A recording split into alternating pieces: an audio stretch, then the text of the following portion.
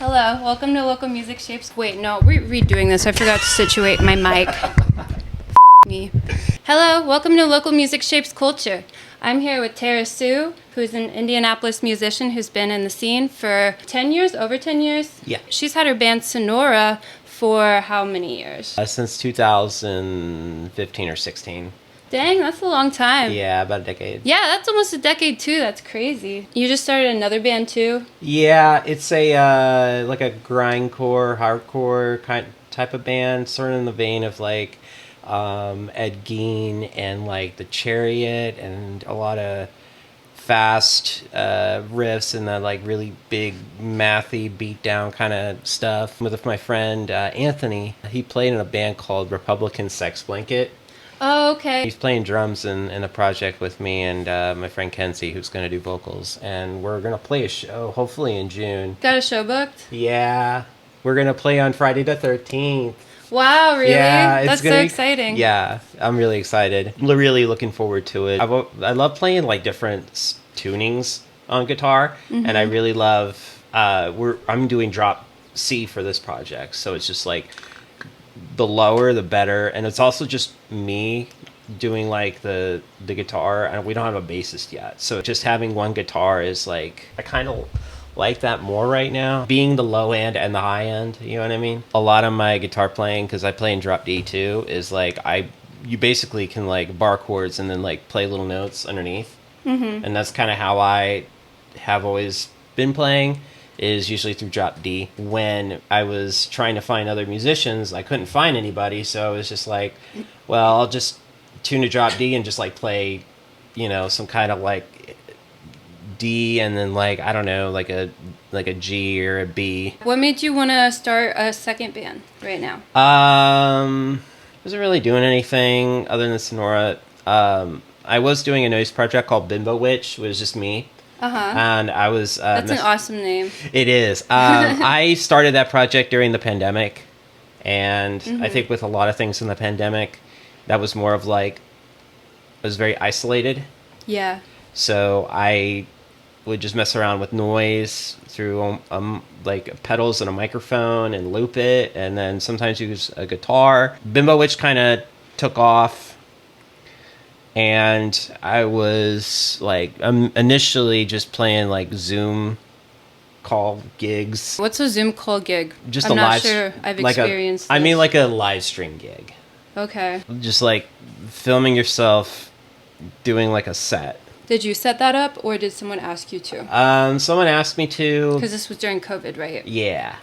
This was like during the lockdown, I think around summer 2020, when that kind of took off, because I was like in 2 or 3 other different projects at the time, just kind of not really doing anything, not really getting anywhere. Eventually, I think around the next year, I was playing more shows out of state. Sonora or Bimbo Witch? Bimbo Witch. I would go out and like play noise sets. One time I did it like in a park in Louisville. And then I would do it like, I don't know, I did a gig in Bloomington where I got paid like $200 for like playing 10 minutes. Nice. Yeah, it was the easiest $200 I ever made. Hell yeah. Yeah, and then like, I don't know, I think the last gig I played was in October, I think a couple years ago. Mm-hmm. It's this place called The Comet, and it's a really wonderful venue where you like... they served like really cheap like tortillas or tortillas, how's it? Tortilla, yeah.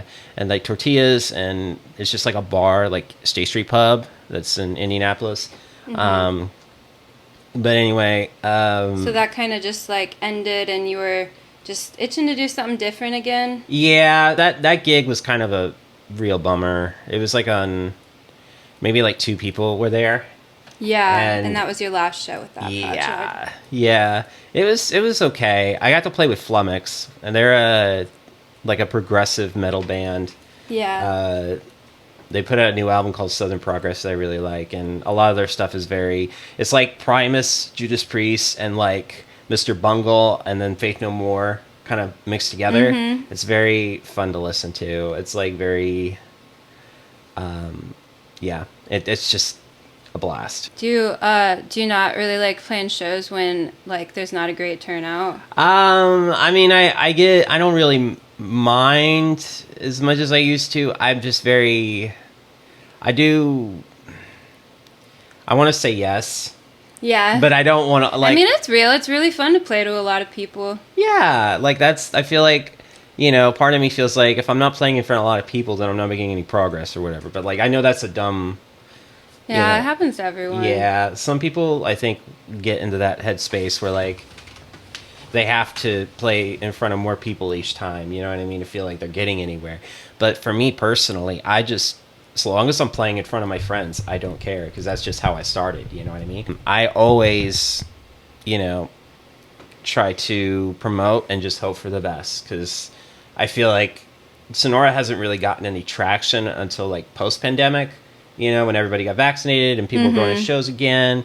I always feel like, as also being out as trans and queer, people, like, other queer people, other trans people kind of latch onto that, and then you have queer people, trans people going to our shows, and it's just like, yay! Yeah, totally. It's really nice, because pre-pandemic there wasn't so much of that. I didn't really see a lot of people who were like me a lot. Maybe there was some handful, but like it's way better now. Yeah. I mean, I haven't been in the scene for nearly as long as you have, but yeah. I have been happy to see like an increase in like the representation around our scene. Yeah, it's just so nice to have like a healthy, balanced like scene where like people are not only going to shows, but they're all different. They all come from various different backgrounds. Yeah. And, it's and really I feel fun. like it's just like it's so comforting to see someone like you on the stage. Yeah. Or in the crowd, but especially on the stage. Yeah, we need more people. We need more queer people in the crowd, more queer people on stage. I feel like queer people innovate more. Trans people innovate more. Yeah. Like through music. What's it like being in like a band, like one band for so long? Like how has Sonora evolved, and like what's that been like just like with that length of time? The length of time we've been together, we've gone through so many different genre changes. Oh my god. We started out as a shoegaze band. It was just a two-piece. Oh, really? Yeah, it was an instrumental, like Tiger's Jaw. What do you consider yourself now? We're more, I guess, post-hardcore. Yeah. At this point, I feel like in the last couple of years, the hardcore scene has really like boomed lately, and that like, I'm the kind of person that will go to shows that are mostly like popping off, and just be like, you know what I mean? Just kind of like, oh, that's a sick riff. A lot of sick riffs. People are kind of dancing and having a good time, and then I'm like, yeah, I'm feeling it. Like it's more fun to play music that the scene is enthusiastic about. Yeah, and like, it also I'm enthusiastic about. Like I'm genuinely like, oh my god, this music is so much easier and more fun to play. You know what I mean? And like, I feel like it changes for me every 3 to 5 years. I kind of weave in and out of like different genres that I want to do, and I have a very supportive band members that are like just willing to do anything really. They're cool with whatever. Yeah. For example, Andrew's been with Sonora, me, for about 10 years. He's been pretty much the rock, the foundation. Cool. Because like creatively, I can't keep straight with anything. Sometimes I can't really decide on anything creatively. If like I want one riff to transition to this riff and then the next, and maybe a chorus or maybe an outro. And then, sometimes I'll be like, well, I want this and then that, and then no, wait, I want to do something different. And he's like, he kind of takes everything that I'm spewing out, and just like, do this and that, and then outro.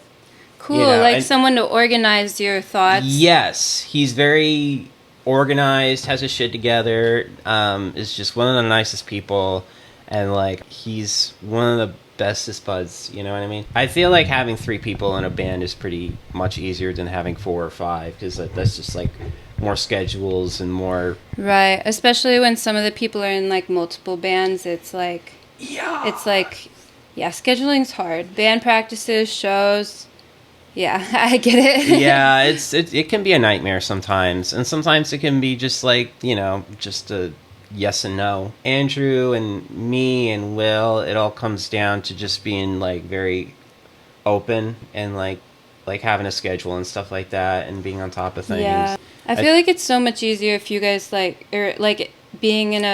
doing band practices, if there's like a specific day a week that you like do regularly. Oh yeah, we do. Rather than like, I think that's like so much easier than trying to find like one day a week, like every week or every 2 weeks that like everyone is free. Managing and having like a set schedule, especially with like including merch, because like Andrew has a book on like every single purchase that anybody's made, like shirts, CDs, tapes. That's very everything. Organized. Yeah, no, he's super anal, and I've been like thinking about stuff to talk about. Like I just realized that he pretty much has the book on everything. He's had like a little journal where like he dots everything down. How have you seen the scene change in Indianapolis in like the decade that you've been participating in it?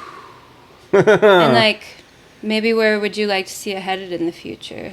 Oh God, we could be here for a while. Both of them. Well, let's start with the first one. Well, I started going to shows in like 2012, 2013. I didn't get a car until like the end of 2014. That's when I started volunteering for shows. And then between that time, I was starting to go to shows. This is when I first joined a band. I would go to Emerson Theater. You know what I mean? Mm-hmm. That was like the one star you could, get ahead in. And they had Battle of the Bands with Guerrilla Music Productions. They're still around, apparently. They would book all these bands, like 10 or 12 bands, and then, they give you tickets and you have to sell them, and, you get like $8 per ticket, and then, your coworker wouldn't show up because, you give them the ticket and they'd be like, yeah, cool. And then a bunch of random people will just like come through and, cycle. And that used to take place at Emerson, or it still does? I don't think it still... The Emerson Theater hasn't... I haven't really heard anything. Yeah, I've only heard of like a couple things there in like the last few years. But I also know that they do a lot of different things, like not just... I remember hearing there was a wrestling show there. They did like deathmatch wrestling there. That's so funny. The only time I've been to the Emerson was for, I don't know. They called it something that I won't say. It was for little people wrestling. That sounds pretty on point for them. So and by I mean the wrestlers. The wrestlers, yeah. God bless them. I love wrestling. Second to like music and history is like pro wrestling for me. That's like one of my biggest interests. I feel like wrestling and like punk intertwine a lot. Oh, absolutely. And drag too. Drag is sort of like, I think wrestling is drag for straight people. You know what I mean? Really? Yeah, that makes sense. It's like acting. Yeah, it's like acting, and you put like little costumes on, and then you go out and do like little numbers. You go back, and then they give you money, and you're like, okay, cool. That's sort of like, DIY music, I guess. Yeah. Oh, back to how the scenes changed. Yes. So once I got a car, I stopped going to the Emerson Theater. Mm-hmm. I stopped doing Battle of the Bands because that's predatory and it's very depressing. I found out the hard way. So I started volunteering at the Hoosier Dome. That's a venue on the Fountain, like on the east end of Fountain Square. Used to volunteer for Piratical Productions.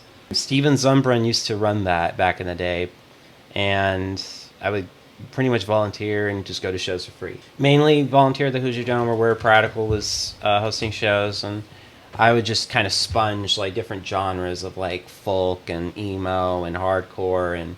And once I started Sonora, I kind of stopped volunteering because I feel like I've heard enough. I think I got this. You know what I mean? Yeah. Initially, once that got started, I was pretty much playing house shows when that was a thing in Indy. And then it kind of... Bring back house shows. Yeah, bring back house shows, please, God. I have heard there's the Big Bean Bonanza. Oh, at Gianna's house. Yeah. Yeah, Gianna was on my podcast once. Yeah. And then... that was fun. Yeah. Shouts out Gianna. She's awesome. Thank you, Gianna. Yeah, it was really nice to have, a breath of fresh air and have, like, just a not only just a house show, but also just kind of like a party atmosphere. You know what I mean? Kind of have a theme to it. It house was really shows kind of. Oh yeah, the theme, the beans. the beans. I eat before I got there, so I didn't really get to enjoy. I ate a lot of beans. I was pooping a lot. Yeah, the next couple it'll days. do that. I still need to try those Dr. Pepper beans. Dr. Pepper beans. Yeah. Yeah. But yeah, when Indianapolis had house shows, the first one was called Bad City, and Sonora used to practice in like this dirty, grungy, like dungeon. Basically, it was like more of a dungeon in a basement, and you know that's where we got started. Was it this little basement? We would just play there mainly, and then the Sex Mansion. I don't know if you remember that at all.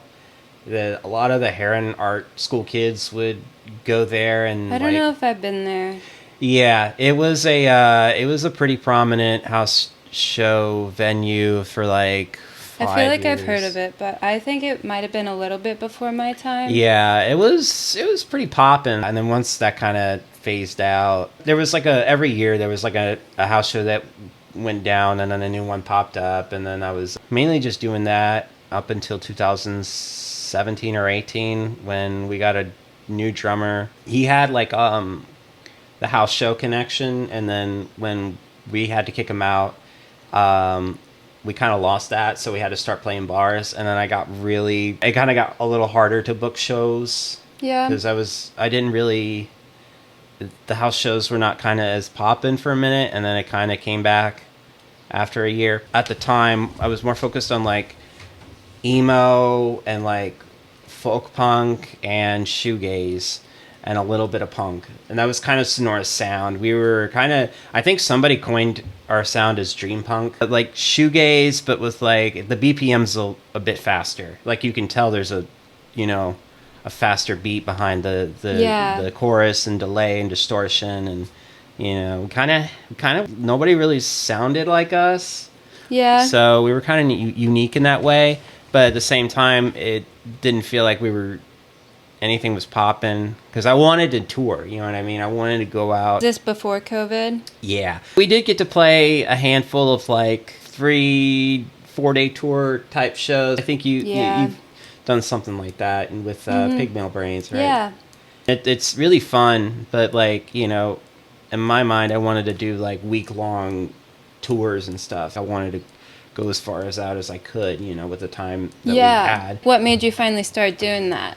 I think the first show we ever played outside of Indianapolis was in St. Louis at this place called Grove House. There was like people, like the hallways were super narrow, and you were like squeezing through people to get from the kitchen to like the living room, and there was like 3 different floors, and it was all packed.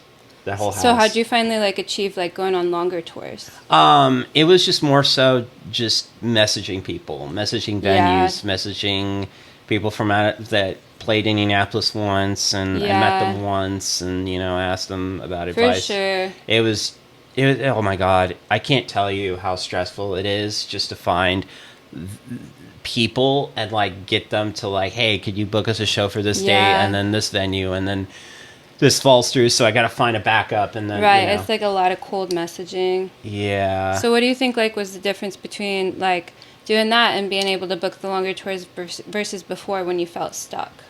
I think I still feel stuck even now sometimes. Yeah, you don't think you were doing anything different? No, I mean, there have been times where I was like, I could have like an easy connection, but then, those don't last forever, you know what I mean? So like, there's always going to be like one city, you have a connection for a while, and then that fizzes out, and then somebody in like, I don't know, Michigan will hook you up, and, you just kind of go whatever's easier for me. So sometimes it's just like luck. Yeah, it's kind of just, who's available? Who want me? For sure. Who want me? And then how have been like the last couple years for Sonora? Post-pandemic, it's been a lot easier, I feel like. I mean, I'm still feeling the stuck part, you know what I mean? Mm-hmm. But like, in what way? I feel like, well, maybe it's not so much stuck. It feels like helpless, you know what I mean? Yeah. Sometimes I'm very DIY and in the individualistic sense, where Yeah. like I have How to. so? I mean, like, I have to do this on my own. I have to figure this out on this date, and you know, I'm As just. opposed to like working on it with the rest of your band? I mean, I pretty much book all the shows, Yeah. so I mean, I'm pretty much doing the booking. I mean, sometimes it's hard to get like someone. Sometimes that's hard for a whole band. So like sometimes it's nice when one person does it. You know what I mean? Yeah, I mean, I have the gall for it. You know what I mean? I Yeah, have the, that's good. the That's like nerve. such a skill that like a lot Yeah. of people would like really be happy to have in a band. Yeah, you and know? like I've formulated like a template in my head, you know, where like this, hi, my name's Tara, and this is the date I'm looking for. I'm in a so and so band, and I'm looking for this day, and then here's the Bandcamp link, and then send, and then I just hope for the best, you know, like I just cross my fingers, and like that's pretty much how I've done things. And recently, I had got in contact with a booking agent. Oh yeah. Last year, they helped me book a tour. Cool. Did you have to like pay them? I paid $400 for like a week-long tour, and it was pretty nice. But that was like so that you didn't have to do a lot of the grunt work. Yeah, and I still did a little bit of the work. Like I had like contacts that I wanted them to like latch onto. Right. And So you had to make a list for that. Yeah, and then have them book the bands and, you know, hit up the venues and stuff and like do all that shit, because I don't know what I'm doing is right. I'm just kind of, you know, throwing the template together and just hitting send, because I don't know what the fuck's gonna happen. I'm hoping for the best, you know. So do you think that was worth it, hiring a booker? Oh yes, really? It helps so much. Oh my god. And then like I'm so used to like doing things on my own. Yeah. I'm just like, is it worth paying $400 for like? I'm sure it was like a sigh of relief. Yeah, no, it's and easy. Did you guys like make up that money and more? I think so. We broke even and got a little more out of it. I feel like. Cool. I don't remember what the exact total was, but I mean, we made a lot of money on that tour. Yeah. How many cities was that? How many days? So I'm trying to remember. I think the tour from last October was the one that I reached out to Banana Slug Booking on Instagram. Danielle Haynes hooked me up, and we played Carbondale, Illinois, Little Rock, Arkansas. We played Kansas City. We played Omaha, Nebraska, Fargo, North Dakota, Minneapolis, Minnesota, Madison, Wisconsin, and Kalamazoo, Michigan. Nice. Yeah, it was. Do you remember the names of the venues?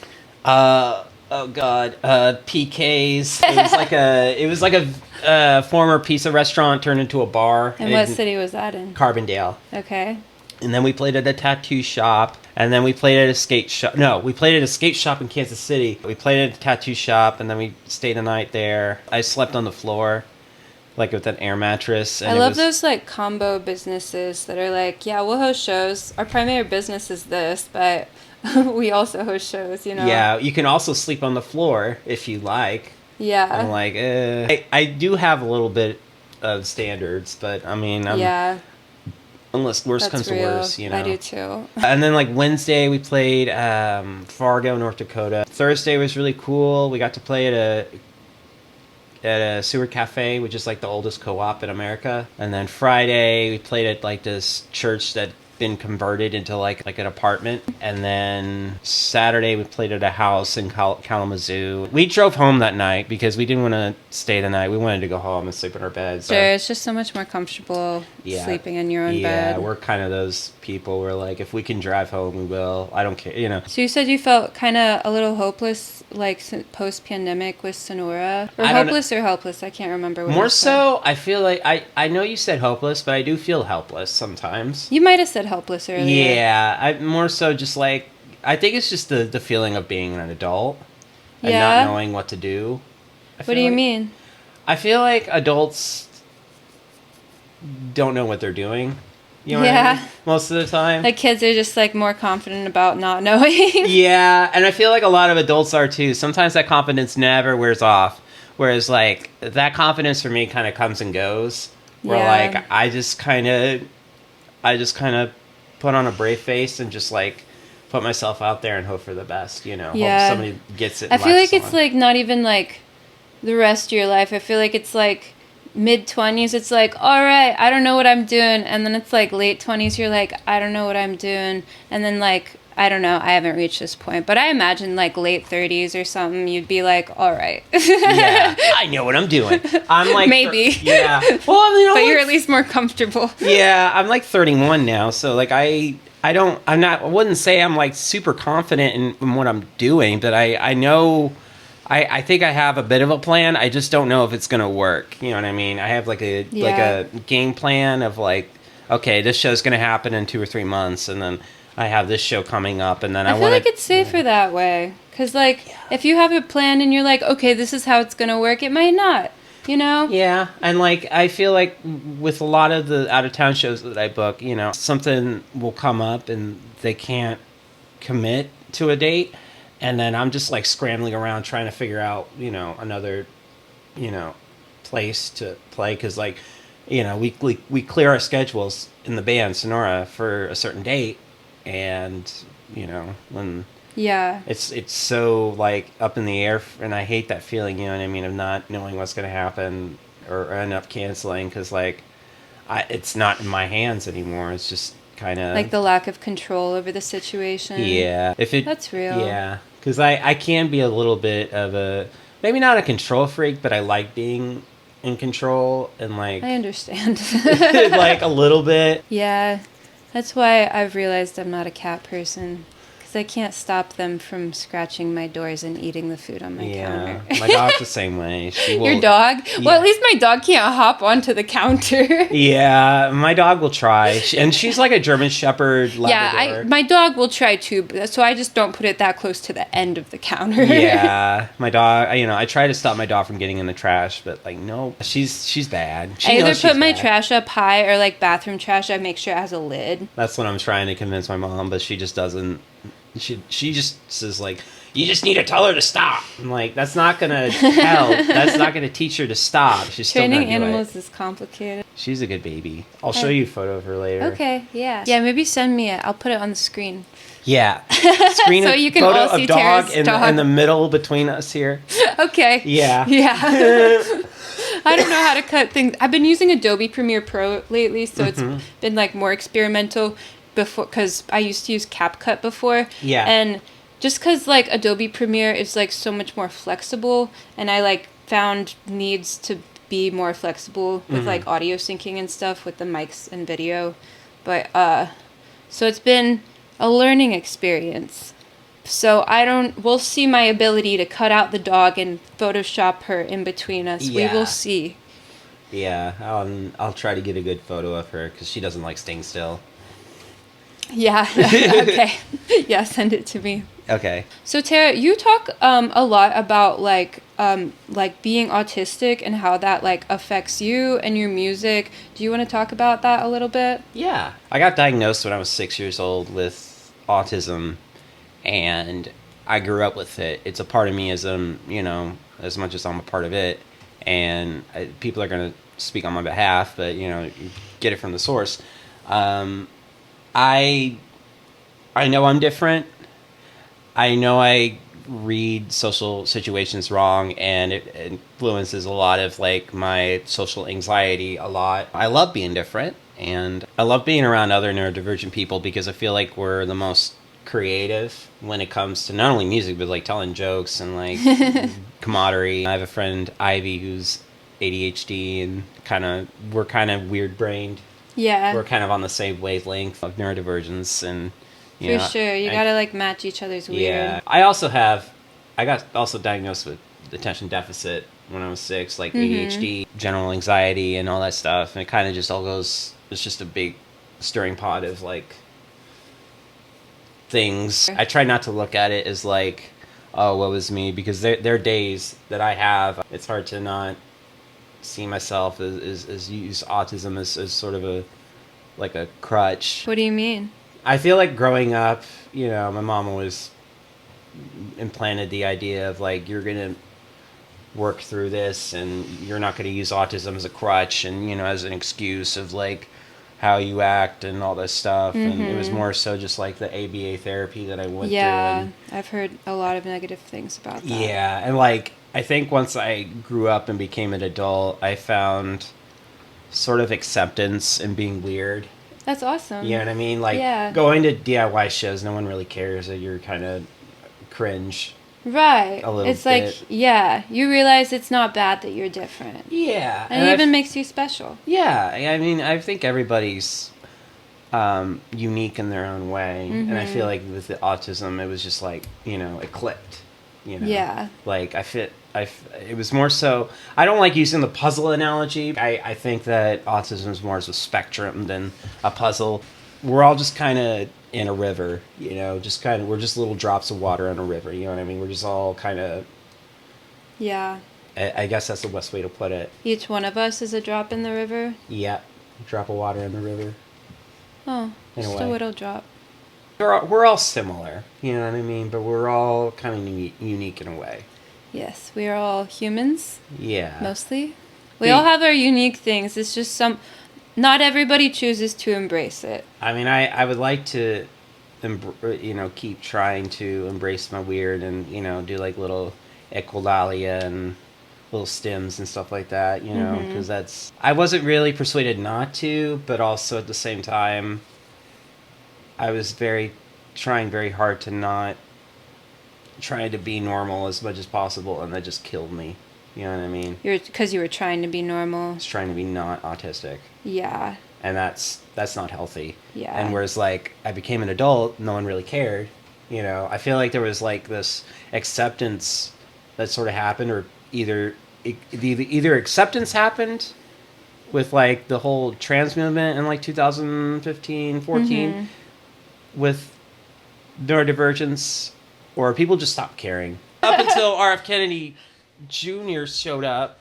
Yeah. You know, before that, you know, it was pretty cool to be autistic. And sometimes it's not. Sometimes I say a joke, or I read the room a little wrong, you know what I mean? For sure. And like I get myself upset, and like I don't know if it's the right time to be upset, or if I'm being laughed at or laughed with, you know what I mean? I get what you mean, girl. So like, yeah, no, it's not fun trying to figure out what's going on sometimes, because or asking for help, or, you know. I always feel like people feel like there's something abnormal about them until, you know, they expose themselves out of like the abnormality, and then like they kind of not fix it, but like get out of their bubble, you know what I mean? Yeah. Because that's very hard for a lot of people, is like getting out of their comfort zone, out of their bubble, and just breaking away from like the struggle. Like social expectations? Yes, social expectations, anxiety. I always feel like growing up, I was terrible at like booking the band, for example. That was one of the problems, one of the hurdles I had to overcome, was like I didn't know how to ask how to book a band. When I was doing house shows, it was just sort of like, hey, do you want to play this show? And I'm like, yes, sure. That was it. There was nothing beyond that. Or you filled out a submission. And I mean, it's still like that sometimes. So that helped you in that, like, it was easier? It was just, if people asked me, you know, it didn't really give me, I didn't really have to think about it, you know. People were there to help me. Yeah. I think it was healthier for me that way. But also, I think it's even more healthier if I put myself out there and like get responses, but like that's not always the case, you know. But, yeah, like giving more power to yourself to get the shows booked rather than like waiting to be asked. And I feel like having that balance of like people asking and then wanting, and having, you know, that equal balance, because if you're wanting too much, it can feel like I feel the libertarian spiking in me, you know what I mean? Yeah. Then that way. Whereas like if people ask, you know, my band to play, it's like I kind of build expectations and you know, not really ask. And when those go away, then I have to be like, what the fuck do I do? Oh my god, I don't have any shows lined up. You know what I mean? Yeah. Because there's some months in Sonora's schedule right now where like we don't really have any shows lined up, or we do, but like it's kind of in the air at the moment. So, you know, it's just like I have to keep my ear open, keep searching, keep trying. You know, that's all it is. With the autism, I feel like, you know I'm different. I know I'm a little weird, but like I think everybody's a little weird. I'm just like I'm diagnosed weird. Yeah. I had a doctor look at me and be like, "You're a little off." Yeah. Autism, check. Like, Yeah. I don't know. I know that I have struggles with autism. And Totally. like, you know, I try to, it's hard to work around and try to get other people to understand, because I know that there are moments where I misunderstand something and I feel like an idiot. Or, you know, for one example, I got a shirt, like a sweater that was inside out, and I didn't know because it had the tag on the inside, out, like on the outside. And then like somebody noticed it and was laughing, and I thought they were laughing at me. Yeah. I think this was like a couple years ago, but like I freaked out and I just tore the tag off and I just threw it in the recycle bin. This is like a healer or something like that, and I just got so embarrassed. You know what I mean? Because I wasn't like perfect. I wasn't, you know, doing something right, and I feel so ashamed and I feel like an idiot. You know what I mean? It's just like that kind of. I think a lot of it has to do with trauma too. It's just sort of like autism, kind of growing up. If you feel like, is there like a certain set of rules I have to follow? Right, because you like grew up your whole life being told you were autistic and told that you had to like fit in. So like the trauma from that. It's like a nurturing thing, you know, Yeah. being told a lot of rules and a lot of expectations. It's just like it gets hammered in your head. Yeah, that you got to follow them. Yeah. Or else. Or else you're going to get laughed at and everyone's going to think you're stupid and weird and bad way and grr, you know. And just a lot of that growing up. And I think, like I said, finding the DIY scene, it just made it a lot easier. For sure. I think we only have a few minutes left. Is there anything else you want to talk about? Sonora's going in the studio next month. Oh, record really? a single for a compilation through Flower Pot Records. And then... yeah, that's pretty much...